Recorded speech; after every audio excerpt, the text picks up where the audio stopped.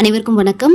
நாம் வீட்டில் இட்லி தோசை செய்யும்போது ஒரே மாதிரி சட்னி சாம்பார் சாப்பிட்டு ரொம்ப போர் அடிக்குதுங்களா? அப்போ கொஞ்சம் ஒரு சேஞ்சுக்காக இந்த மாதிரி சட்னியை ட்ரை பண்ணி பாருங்கள். இதுக்கு முதல்ல பாத்திரத்தில் எண்ணெய் ஊற்றிக்குங்க. எண்ணெய் ஊற்றி எண்ணெய் நல்லா காஞ்சதோ அதில் வெங்காயத்தை நீல வாக்கில் கட் பண்ணி வச்சுருக்கேன், அதை சேர்த்துக்குங்க. அது வதங்கிறதுக்கு கூடவே கொஞ்சமாக கல்லுப்பு சேர்த்துக்குங்க. இப்போ எல்லாமே நல்லா வதங்கி வரணும். இந்த வெங்காயம்லாம் நல்லா வதங்கும் போது தான் உங்களுக்கு அந்த கரெக்டான டேஸ்ட் உங்களுக்கு சூப்பராக கிடைக்குங்க. இப்போ பாருங்கள், நல்லா வதங்கியாச்சு. இப்போ இதை எடுத்து ஊற வச்சிடலாம். இப்போ ஒரு மிக்ஸி ஜாரில் நான் தேங்காய் பத்தை சேர்த்துக்கிறேன். தேங்காயை சேர்த்துட்டு அதுக்கு கூடவே நாம் பூண்டு, காஞ்ச மிளகாய், காரத்துக்கு உங்களுக்கு எவ்வளோ தேவையோ அந்த அளவுக்கு காஞ்ச மிளகாய் சேர்த்துக்குங்க. கொஞ்சமாக பூண்டையும் சேர்த்துக்குங்க. இப்போ இதில் நான் உடச்சி கடலை சேர்த்துக்கிறேன். நான் முழு கடலை சேர்த்துருக்கேங்க. உங்களுக்கு எது வேணுமோ நீங்கள் சேர்த்துக்குங்க.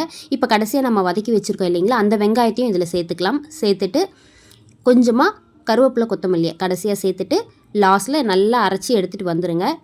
இந்த சட்னியை ஒரு பாத்திரத்துக்கு மாற்றிட்டு இப்போ இதே மிக்சியில் கொஞ்சமாக தண்ணி ஊற்றி நீங்கள் அந்த தண்ணியும் இதில் சேர்த்துக்குங்க.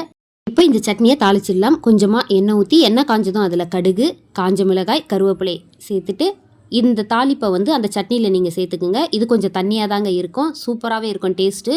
ஒரே மாதிரி சட்னியை சாப்பிட்டு போர் அடிக்கும்போது இந்த மாதிரி சட்னியை ட்ரை பண்ணி பாருங்கள். சீக்கிரமாகவும் செஞ்சிடலாம், டேஸ்ட்டும் சூப்பராக இருக்கும்.